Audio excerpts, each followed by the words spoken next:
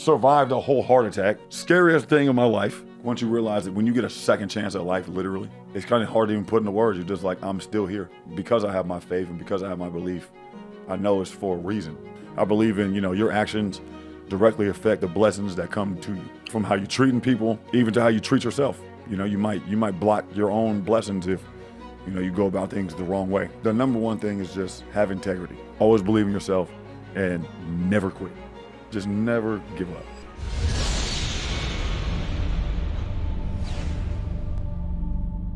That's rapper AT.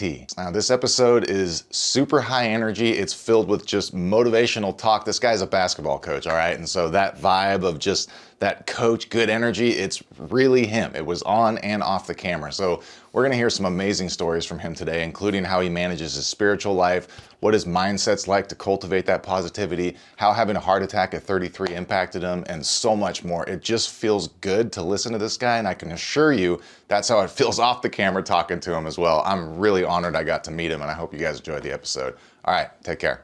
As a rapper, that comes with a certain stereotype, right? People assume they know how you live your life, what your interests are, what your motivations are. Yep. Who are you, and where does your story start? I think a lot of my story it comes from the foundation of family. My parents starts with mom and dad. They've been together 40 years, been married 37 years this year. And just having that foundation from being a kid. So it was a healthy home life. Healthy home life, having them around, and my sister as well too. My sister is, she is a trauma surgeon. She went to UCSF med school. She's a genius. She's a genius. Yeah. And it's actually funny story. So we used to go to Bayside, and my sister used to do Mexicali. And one of her funniest stories from high school was braiding Miles's hair in Mexicali. Oh, that's hilarious. Literally. So yeah, having that family foundation, and that was with joke, and your brother was always the funniest dude in the room. Oh yeah, yeah. It's biggest funny. Personality, funniest dude. But kind of piggybacking off of that, having that foundation of family, of discipline. Mom and dad always saying, "Hey, we support you in anything y'all want to do. I don't care what you want to do. You could want to ice skate. You could want to freaking. I don't care what you want to do. We're gonna be right there supporting it. I don't care." So we always had that where we're like, okay, we can be who we want to be. So I always knew for me, I'm like, yo, it's basketball and it's music for me my whole life. I was always into the arts. I played musical instruments growing up, played in band when I was growing up. Me and my sister played in band. I played in band for like 4 years. Played trumpet, tuba. I had a really good conductor too. Her name was Miss Worski. She was brilliant. And so I got to learn what I was looking at music-wise. So when it came down to me wanting to start doing music, growing up as a kid, I had a notebook full of songs. I mean, from the time I was 9 years old, 10 years old, I'm writing songs. You kind of conceal that dream a little bit when you're a kid because it's personal to you. But at the same time, it was like, I know it's something that I wanted to pursue. And was it rap point. at that point? Yeah, it was me just writing rhymes, 24/7 writing rhymes. But then I started learning more music-based principles where it's like, hey, you like more than just rap and hip-hop. Like, there was a time in my life where I was like, this is all I listened to. Like, I knew about other genres, but I wasn't like into these other genres. But the more I got into it, the more I'm like, yo, I love other genres too, like pop alternative and some of this country rock stuff. Like Nirvana. Right here, and you start actually listening to these albums and listening to these artists, listen to Kurt Cobain and like listen to what he's really saying. And you're like, man, these dudes are really, really different. And you start kind of combining all these different genres, different styles. And so for me, I was like, hey, I already knew what I want to do with it. I want to get into it. I want to start writing music and creating music and record music and see where we could go with this. And so graduated college 2012, but I started recording in 2010. So it was summer 2010 before I started at Jessup. And I was like, yo, it's time to get going. Like, I've got too much stuff going on. It's the perfect time to get this going. I know song structure, I know bar structure, all that. Now it's just let's get in front of the mic and really start working on our delivery, our cadence, find our style, all that stuff. So there's no way to train for that either. Like the only way to get good at talking on camera or singing or rapping into a mic is you have to do it. You have to put the hours in. There's no training for that. And you got to put in your own training regimen. So I remember for me, it was starting music with two of my good friends, still close with these guys. One of my guys I haven't talked to in probably about a year or so, but we all got real close when we started doing it. So it was myself, my buddy Max Monahan, who played football with Miles, and my buddy Brandon Ketty, who also played football with him as well too. So they were always just creatives as well too. Super talented artists, like drawing, sketching, painting, creating. And then when it came down to music, very talented in that space as well too. I'm like, yo, these dudes y'all are talented, man. Like for real. So we really started like boot camping each other, got together, and we were like, hey, we gonna put this group together. They already have something kind of going on. I came in, and from that point forward, we just started just recording and making it like a regiment where it's like we're coming in every day. I might be over here for 2 days because my man had a studio downstairs in his apartment. It was like an apartment-based like area downstairs. Upstairs was the whole house, mom, dad, all that stuff. But he had his stuff downstairs. Little living room, couple rooms, studio room like this. So we were like, let's treat this like we in the majors. Like we're gonna be in here 4 or 5 days a week. I might be in here. If I have stuff going on during the week, that's fine. But if I come through here on a Thursday, I might not leave till Saturday. We boot camping in the studio, writing, recording, doing all that. I didn't really know that about like people that have created some form of art that they push out, and that's what they do for a living. Yeah. David Garibaldi was on the show, and he's the first guy that told me that, hey, people don't realize the creative process starts with discipline. Yep. You don't wait for creativity to start working. You show up, start working, and let the creative process unfold. 100%. And then everybody else is saying that. And so I thought that you just kind of live your life and something inspiring hits you and you stop and sit down and go with it. But no, you guys are always working and showing up and taking it seriously like a job, just like you would in sports. Always. You know, that came from them from football and from me from basketball, being like, I have that ability to be like, oh, we're locking in on something and this is what we're focused on. And it was bigger than us just being in the same room and recording. It was like discussions on what kind of music are we trying to make? What's the message? What are we trying to really get accomplished as far as what we're saying? Because once you get on the microphone and you start putting words on wax, you will be held accountable for that. I don't care who you are, what you're saying. What is the meaning behind your music? Like, did you ever sit down and think, hey, what do I want to push? Like, what is my brand? Yeah, I think for me, it always was just being as authentic as humanly possible and making sure that, hey, some of these dudes that get into music, they get blessed enough to be surrounded with the greatest songwriters on planet Earth from day one. And then they get to just spill their ideas in notebooks, and these songwriters are just creating. They just create off of that. And then they're able to still, record those songs because it's coming from their thoughts, but it's not coming from their actual pen. So I'm like, we don't have that luxury at first. So we got to be as authentic as humanly possible. Let's show who we are through the words we're saying and through the songs we're creating and through the message that we're trying to send, which is authentically be yourself at all times. And our independent record label is called Atypical Records, and that's what it's called. And it's just for anybody out there that's ever felt different, distinguished, not from the norm. If you're one of those people, which there's a lot of people out in the world that are like that, our record label, our music, and our artists represent you. Did you feel different than the norm? Like high school growing up, and I mean, like African-American, you went to a predominantly white school, which, we both went to. I know. it was always prevalent, it's obvious. It's always obvious that, we're clearly different. We stand out from everybody else. It's me and 9 other, other and it really was like that. There's like a handful.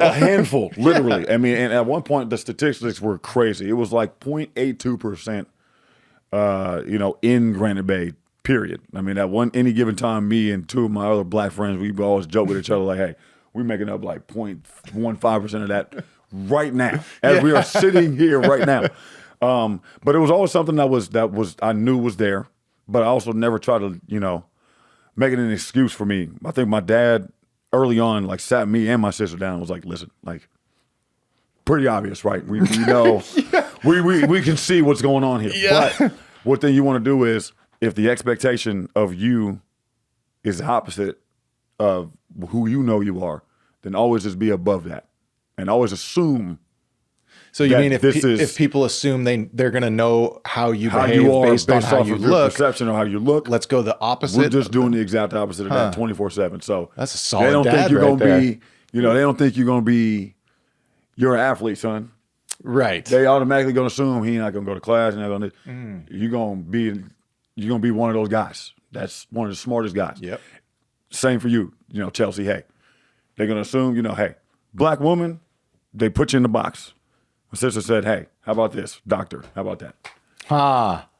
Trauma Right? surgeon, not just doctor. How about doctor? Not just That's that. like Trauma surgeon. top of the food chain of the right food there chain. in the medical For establishment. me, hey, how about let's get a 3.4 GPA? Let's get a 3.5 GPA. Let's not be a question mark in the classroom on the basketball floor. Pride myself on being intelligent and being smart and knowing what I'm talking about and presenting myself in a way that was like, hey, when they hear me speak, it's gonna be like, wow, that was a surprise, a pleasant surprise at that as well too. So just And were taking people pride in cool that. there? Like for the Honestly, most, yeah. Honestly, I mean, I feel like I really remember didn't it. deal with. I maybe dealt with maybe a couple situations that were pretty minor, but at the same time, it was like, Didn't hey, feel good. didn't feel good. Yeah. But at the same time, too, it was like, hey, that's going to happen. That's going to happen from time to time. And I also had all my great friends because us, being in that 07 class, your brother, Devin, Mike Ramirez, Ryan Fair, always showing love, always being supportive, never holding that over your head, always treating you just like everybody else. Especially with Devin, rest in peace, Devin, because he was always like that. I mean, he didn't care who you were. No, he didn't care. He didn't care who you were. He was going to give you Devin. No matter And he what. wasn't going to be impressed either. No. You had to earn his You had respect. to earn his respect. And so I remember even freshman year, us playing together, and Devin, but they always knew, in hoop, that I was up there, and I was proud of myself on, hey, y'all do y'all thing on the football field. When you're on the court too, you're doing your thing. We got to hold it down here as well too, for you guys, and so they can say, hey, these guys, those are the guys that represent our sports at this school. So always was impressed by them. Always appreciated their support, and all my other teammates as well too, and my friends at the school as well too. They never let any of that stuff slide. That's good, man. They never let it slide. That's good to hear. It seemed like a cool environment, that way. It so was. I'm And I glad to dealt hear with that. from time to time it'd be little things here, little things there, comments little and jabs comments and shit. Yeah. stuff like that. But it was like, end of the day, all it is fuel for my fire, and y'all need to put any more fuel on this fire that I got going right here. It's already burning. You want to put some more stuff on it? Okay, You're that's gonna regret that's it. your ass. That's your ass in the game. So yeah, man. So, like, what personal philosophies or morals that you've either learned or acquired in your life do you live by today? If you had a boy who's like, hey, teach me everything I need to know in life, like what would be a few things you want to teach him? I think the number one thing is just have integrity. Ooh, love that. Have integrity. What are you doing behind closed doors when the cameras are off? It's kind of the most important. It's One of the most one. important things. If you can, we're not all perfect. We're all gonna make mistakes, but if you can have a good, solid foundation of being a person of integrity, that's gonna take you far in life. And I would definitely teach my son this, and I've got a daughter as well too, and I try to teach her these things all the time. Have integrity, always believe in yourself, and never quit. Just never give up. Never quit, man. Never quit. Whether it's you're down 30 and you come back and win, or man, I'm behind on these bills and I got to catch up and I'm stressed out about it. You can do it. You can make it happen. Always believe in yourself. Never quit. Even that job, you can't stand that job right now. You're tired. Still show up. Put in that work. Put in that effort. When you get off of work and you get home, the way you feel about yourself, when you do things that you didn't necessarily want to do, but you still did it and you showed up and you did it with a smile on your face, it shows everything about your character as a person. So I like that, man. always telling these boys too, with the true test of any man is what they do when they face adversity. I love smiling when we up 30, but when we down 20, if we're not playing well and we're not giving the effort, of course, coach is going to be a little irritated with that because we're not giving the effort. But if we're giving the effort, we're down 20, I'm going to tell you, hey, turn the smiles on because this is when you're supposed to be mad. We're not. We're going to go like this. Yes. We're down 20. Perfect. It's a challenge. Yeah. It's a challenge. Let's go. And then we attack the challenge. Opponents are like, we're supposed to be on their heels right now. We're down 20. No, we're going to keep coming. Or if we're getting blown out, hey, it's reverse psychology. Let's just be happy about everything that happens. It's hard to do. Like today, my 7th, 8th graders it was hard to do in the second game because we got our butts kicked today in the second game. And we were a little upset about that. But there's times for that where it's like, hey, there's times for you to actually be be a little irritated with how you played so you can get better in practice next week. You don't always want to just let everything brush off your shoulders. Sometimes you want to take a little personal if you really care about it. But yeah, that'd be the three things. I teach my sons, teach my daughter, teach my boys that. Those three things. And if you can do that, I don't care who you are, what you do, you're gonna be good to go. And you're gonna feel good about yourself. You're gonna feel great about yourself. I like it, dude. Every day. Yeah, man. What about your spiritual beliefs? You a spiritual person? Definitely spiritual. Definitely spiritual. I'm it's every day for me. It's every day for me. It's always talking to the Lord, talking to my spirit guides. I'm always thanking them for everything all the time. I'm always, talking to them. Spirit guides?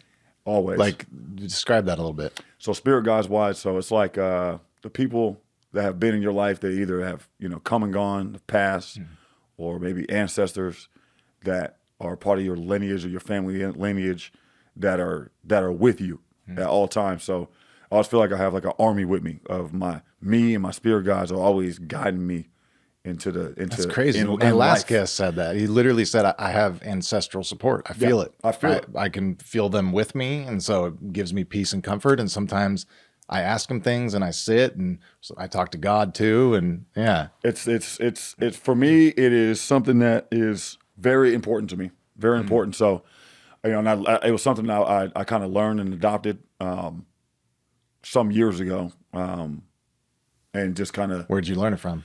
Well, I actually learned a lot of the core of it from, when I was me and my child's mom.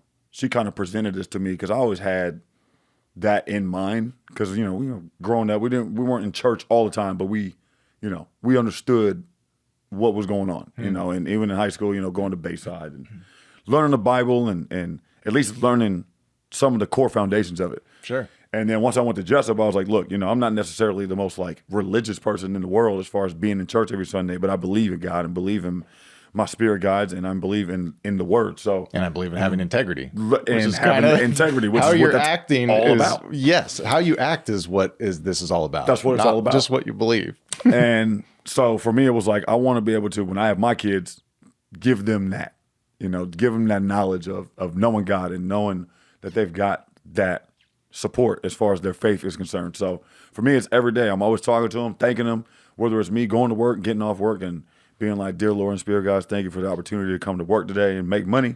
I appreciate you. So sending gratitude. Sending gratitude as well, too. And also, too, watch over my trip back home, protect my car and all the other cars around me with an angelic force. Please and thank you. Boom, boom. So I'm always praying not just for me, but giving things, giving grace.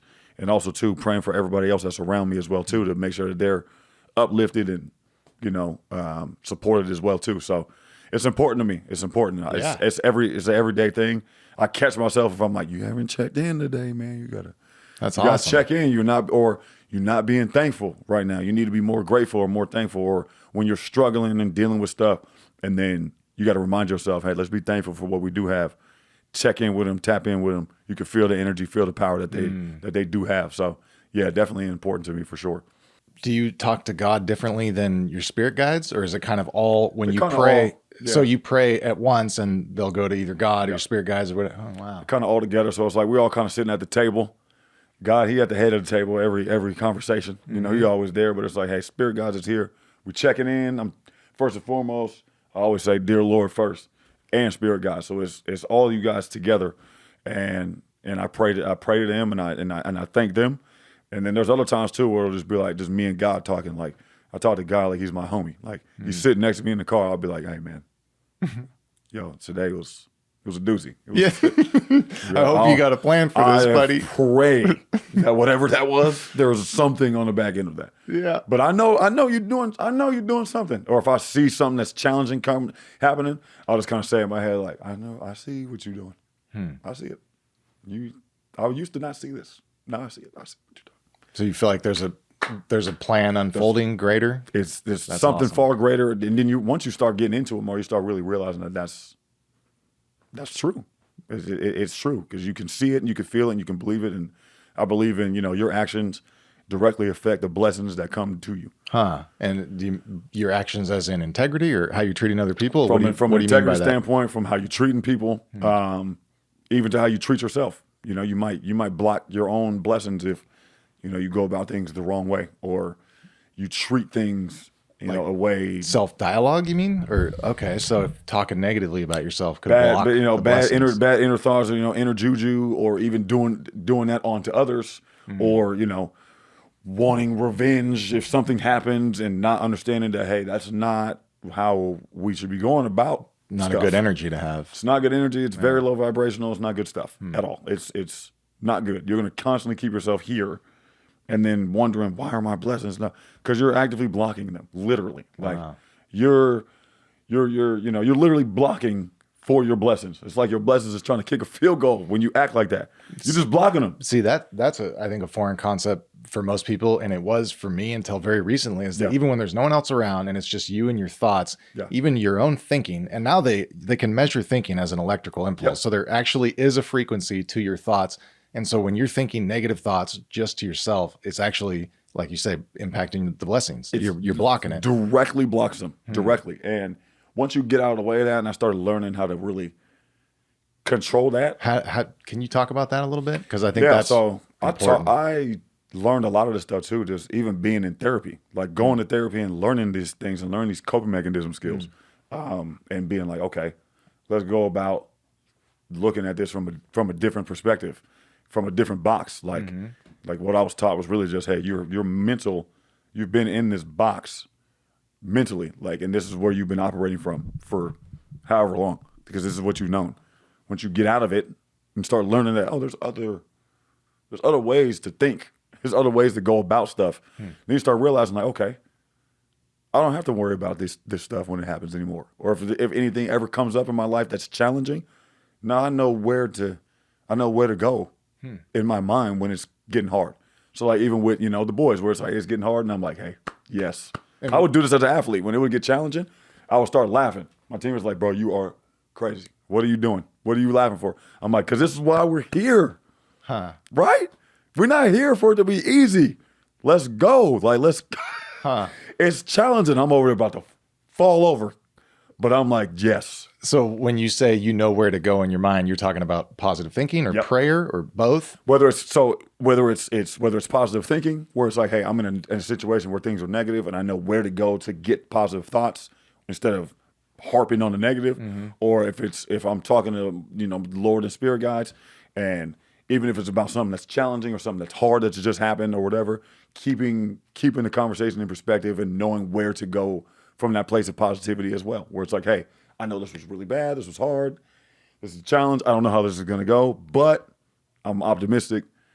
I'm going to speak positivity into existence. I'm going to manifest positive things for myself, even though they might not be happening right now. I'm going to set it forth. So even if I don't see it and I can't feel it right now, I'm going to put it in the atmosphere, and then I'm going to go get it by having a better mindset, a clearer mindset, staying positive, staying out of that negative space as much as I can. I like that. So have you ever practiced or like heard from your spirit guides? How did you do that? Yeah. It's actually Did you fun. test them? Like, hey, prove it? Well, I think there was a couple times where I did that, where I'm like, let me see. Yeah. Where Yeah. like, let me. And let did me it see. work? We're. Let me see if I can't call on them and be like, hey, this Show is what's yourself. going on. Show me. Show me something. So, I mean, this just recently happened to me in this past week. It's happened in a variety of different ways, but even in this past week, wanting something for myself, wanting something that was going to benefit my daughter, my lady, and our future, and knowing that this opportunity.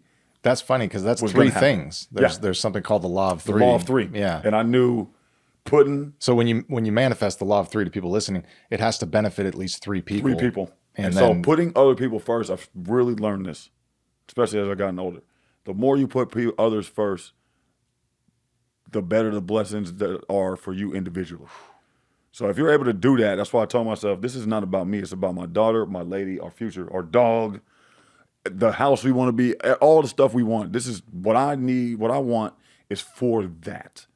And so let me show yourself, please. It's been a challenge. Show yourself. But all I know is I'm working for them. Boom. Like that same day, like 2 hours later, it happened. And so I go home and I'm just like, I can't like. what happened? So basically, it was a new job opportunity that came my way that I've been wanting this specific type of opportunity to look a certain type of way to fit my daughter's schedule, and it just fell right into my lap. So you basically were trying to manifest money, and you asked for it to benefit 3 other people that weren't yourself, and then you asked the spirit guys to give you a sign, and that job came that day. Literally that day. Dude, that's rad. Literally that day. And had you ahead of time like written out or anything, or thought through specifically what you wanted from that job? I already knew everything I needed, everything I wanted, and it just comes down to, wanting to be the best dad you could be for your kid, and being in a position where you can do every and anything that she needs from you. That's the beauty of being a parent. I mean, the sacrifice you need to make so your kid can be 1,000 times better than you is what it's all about at the end of the day. So you get out of your own way, and when you put your pride aside, and you're not trying to say, hey, I don't want to look like that certain type of guy that's a 9-to-5er, that entrepreneurs, a lot of them think that way, and think that you get over that hump where you say, no, me working that 9-to-5 can help me invest in what I want to do in the long run. And if I don't have that mindset, then if I just try to make this thing the main thing without having that, there might be a discord. And I went through that where I put too much time into one and didn't understand the other. And then when a discord happened and you realized there's a gap that needs to be filled, that's where you go fill that gap at, so you can benefit both sides. And your family, your people that are around you, the people that you need to take care of will stay benefited as well too. So getting out of your own way, making that sacrifice to say, I'm putting on my bootstraps for other people, for my daughter, for my lady, for our dynamic in the long run. Huh. And then you ask for things with that motivation. With that motivation and with that intent. And you've been living with integrity and speaking and thinking positively. That is the formula, dude. The formula. That's awesome. Because I've been there. I've been there where it was negative. I've been there where it was down and it was bad and it was hard and it was, all that stuff. Like you had negative self-talk and things? Negative self-talk, going through challenging things to where it kind of, takes you down a little bit. It takes your self-esteem down a little bit. And to the point where you question yourself, and you just got to get to that point where I said, hey, we got to start living for others more, living through the Lord and the Spirit guides more. They're going to guide you in the places you need to be. Your calling is your calling. But you have to be able to, get out of your own way. So do you feel like your calling is music? My calling, to me personally, I think that's a part of it. But I think to me, my calling is helping put others in a position where they can be successful, and providing a platform for them to be able to show us who they are and show the world who they can be, because they didn't get that opportunity from life, the world, or from life. Yeah. And if I can provide a platform or an opportunity like I do with my events, like my show I had last night with 18 Friends, that's what we do with 18 Friends, providing a platform for artists in our city that haven't gotten an opportunity to do that elsewhere, and benefiting them in a way that they haven't been benefited before, and creating that niche for them, because I've been that artist that went through all this stuff where it was hard. I want to make it easier for y'all now. So providing a platform where it's benefiting the artists that are involved, the people involved in the show, whether it's the DJs or security working the events, the venues, the bartenders, the cocktails, the bar, whoever's involved, everybody's going to eat, everyone's going to benefit. And the most important part is it benefits the community, because we're bringing positive events to the community. We're bringing things that, people really look forward to doing. And with the artists, they love doing it because they get a chance to perform in front of their folks, in front of new fans from other artists, and everybody's kind of networking and coming together. That's what it's all about. So whether I'm able to do that through music and providing platforms, or doing it through coaching with these kids and giving them something that they could use for life. Like even today, I just ran into one of my players I love running into a player from 4, 5, 6 years ago. They see you and, hey, beard, college, or working. Like I saw my man, one of my guys today, Mason, and I'm just like, man, like you love that. You love that. Or your players reaching out saying, hey, I'm getting ready to go to college, coach. Can I get a letter of recommendation, or can I use you as a reference? Or that's when you know you really made an impact on those kids' lives. And we try to do that in that space as well too, where it's like, hey, coach with the intent to grow the kid. It's not about you looking cool as a coach, dude, because you guys won 40 games in the summer and you got sponsored by Nike, so you get all the Nike jumpsuits and you're looking fresh on the sideline and you do all that. That's cool, but what about them kids? What are we doing for them at the very end of the day? And even if you're pushing them and challenging them and pushing them to a place that they haven't gotten to, that's going to help them later on, whether they go play for another coach, whether this is the last stop that they never play again and they just use what you taught them in life, whatever it may be, you got to do everything with that intent. And I think as I grow and as I better myself as a person, you really start understanding like how important having that mindset, really is. So, okay. yeah, So man. you're thinking positively, doing what you can to serve others, living with integrity. And then so if you run into a crossroad in life, one thing that kind of blows me away and really speaks to me is you talk about, you want to be an entrepreneur. Cool. I don't want to do the 9 to 5, but right now you got to do it to enable yourself to build the entrepreneur activity on the side with the intention of benefiting others. Dude, that's awesome. That's what it's about. When you come to a fork in the road and say you pray for an intuition on what to do, is that what you do? And do you get signs back or answered prayers, and in what form, if so? Yeah, definitely. So, I always try to keep that balance for myself and say, hey, not everything's going to be easy all the time.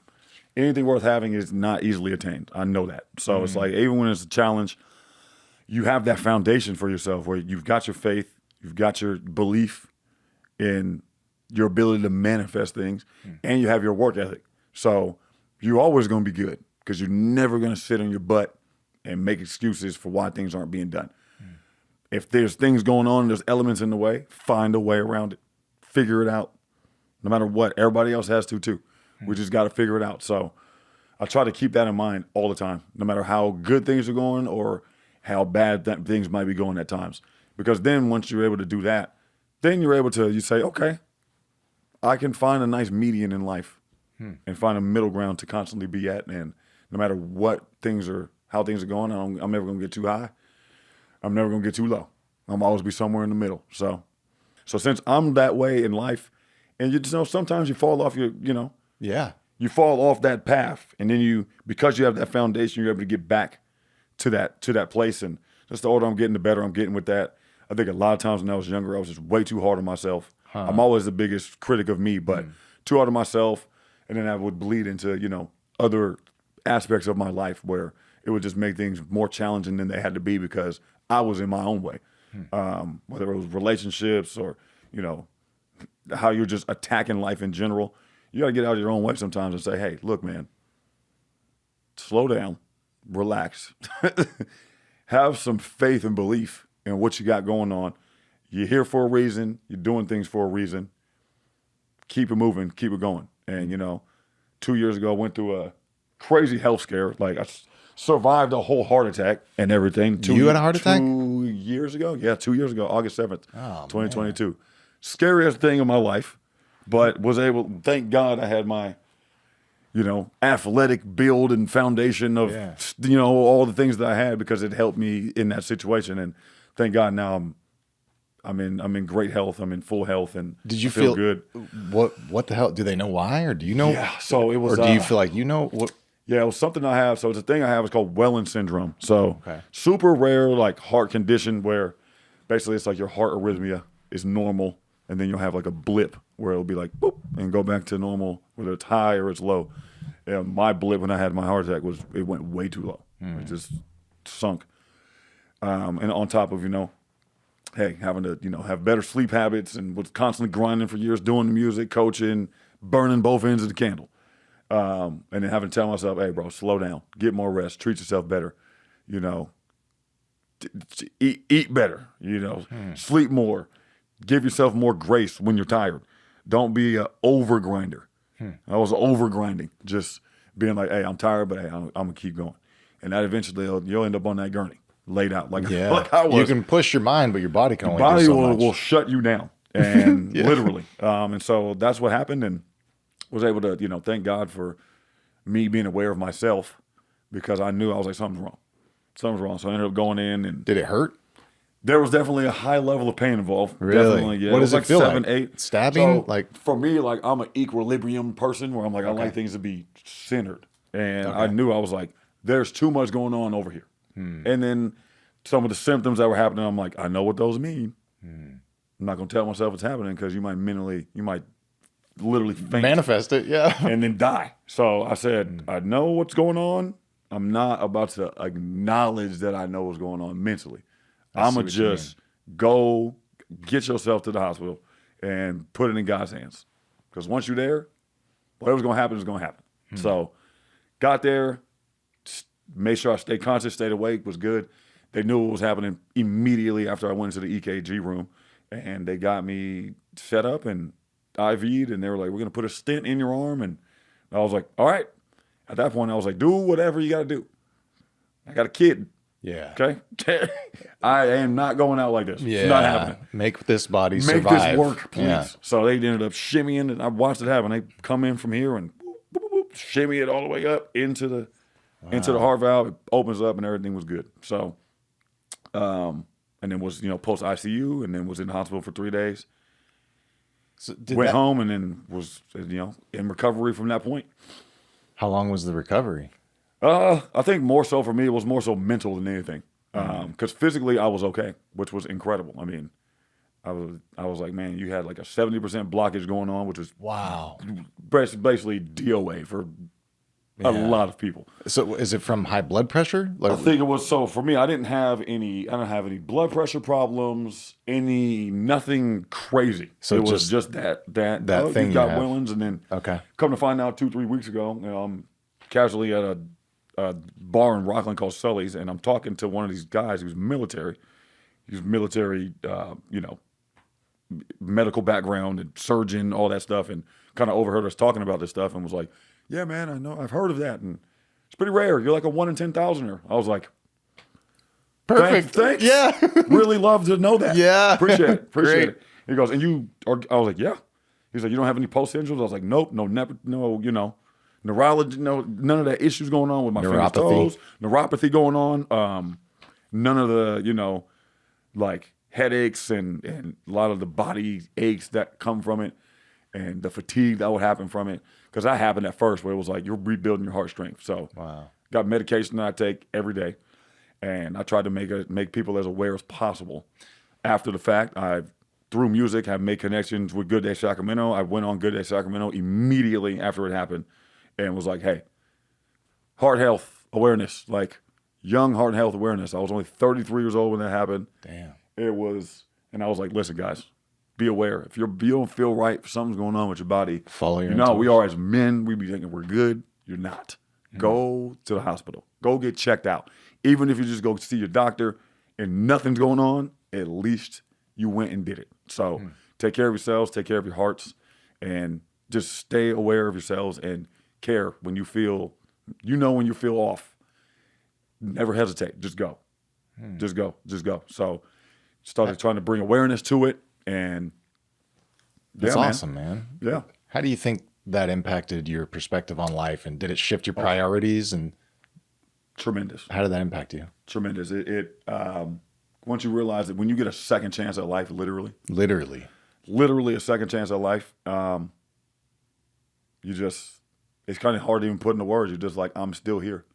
And now because I have my faith and because I have my belief, I know it's for a reason. Like there's a real reason why you're here. So I really try to start amping up the benefiting others, helping others. Your ATM Friends event. We started it so I could headline shows, but then it went from, hey, doing that to, hey, it's about everybody that's involved.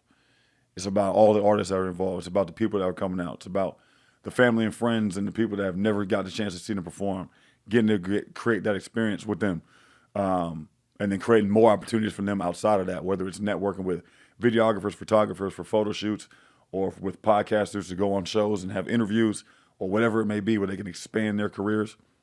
That's what it's about. Or if I'm in there recording the music for the artists and we're collaborating, we're working, and I'm able to help them create a sound for themselves, that's what it's about.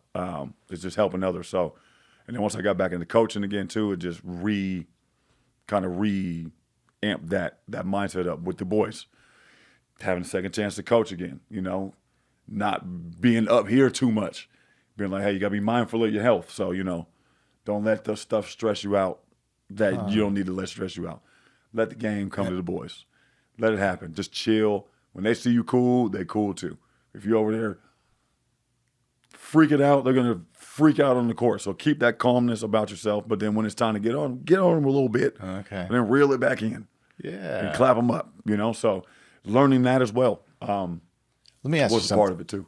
Dude, that's awesome. Thanks for sharing that. No problem. Now, so you're a good case example to know what stresses your heart and what doesn't. So since you have that barometer of heart attack versus normal, are there activities that people are doing that they might not know are stressing their heart that you know because you took it all the way to a heart attack? Yeah, so I think number one, definitely, if you're, again, over grinding, doing anything, period, and you're not resting, you are putting a direct stress on your heart. Direct stress. It needs rest.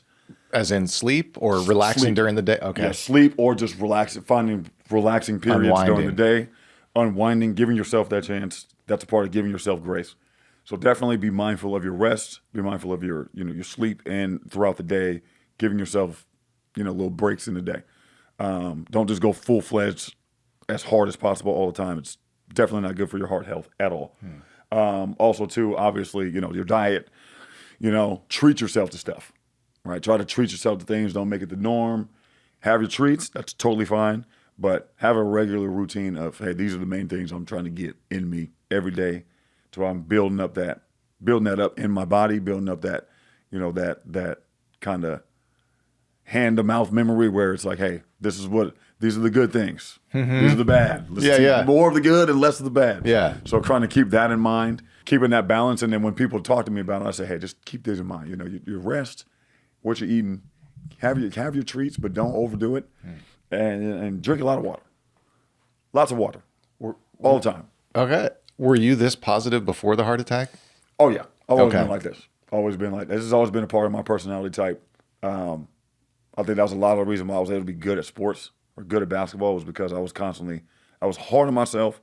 I was very intense, but I was always like, the next shot's going in. I don't care how many shots I missed. I'm making the next one.